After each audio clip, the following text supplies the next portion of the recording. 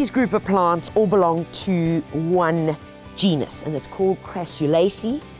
Their first name is an Aeonium. So they're all Aeoniums, they just have a different species name.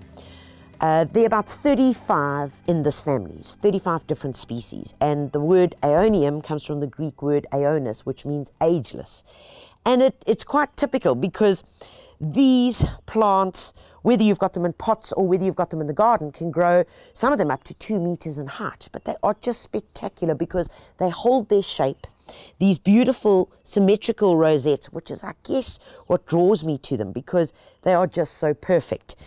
Many different color varieties, whether you've got the pink on the outside or the pink on the inside. This is a sunburst. This guy over here, this beautiful dark black, is called Schweizkopf. And in the garden or in pots, they work as beautiful statement plants. In terms of care and maintenance, very little, guys. They don't like a lot of water.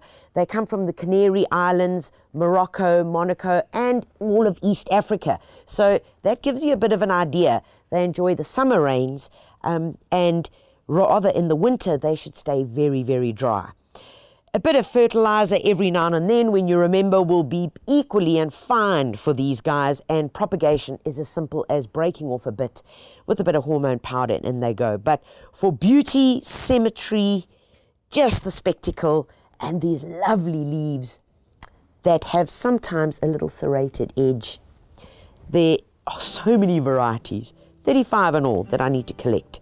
Haven't quite got there yet. But if you find them in a garden centre, make sure you find one for your patio, because they can do in full sun or in semi-shade.